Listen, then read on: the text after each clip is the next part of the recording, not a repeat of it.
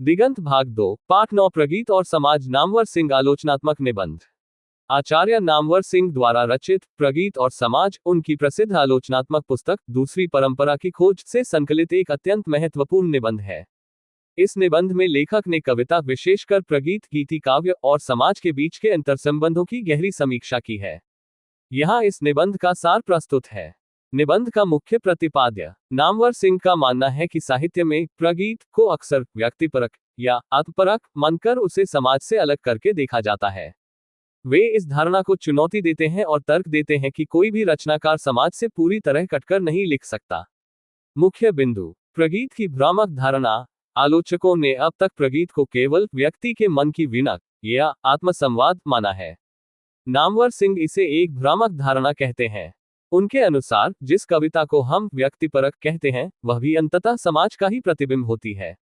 इतिहास और कविता। निबंध में इस बात पर जोर दिया गया है कि कविता का इतिहास समाज के इतिहास से अलग नहीं हो सकता। निराला की राम की शक्ति पूजा जैसी लंबी कविताओं का उदाहरण देते हुए वे बताते हैं कि कैसे एक कवि अपने युग के द्वंद्वों को अपनी रचनाओं में पिरोता है।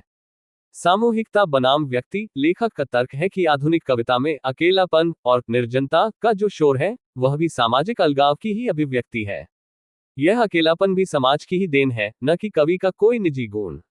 आलोचना की दृष्टि। नामवर सिंह यहाँ पारंपरिक समीक्षा जिसमें केवल छंद और रस की बात होती थी को अपर्याप्त मानते हैं। वे चाहते हैं कि आलोचक कविता को उसके सामाजिक संदर्भ में रखकर देखे। उनके अनुसार कविता का समाज के साथ जो संबंध है वही उसकी सार्थकता है।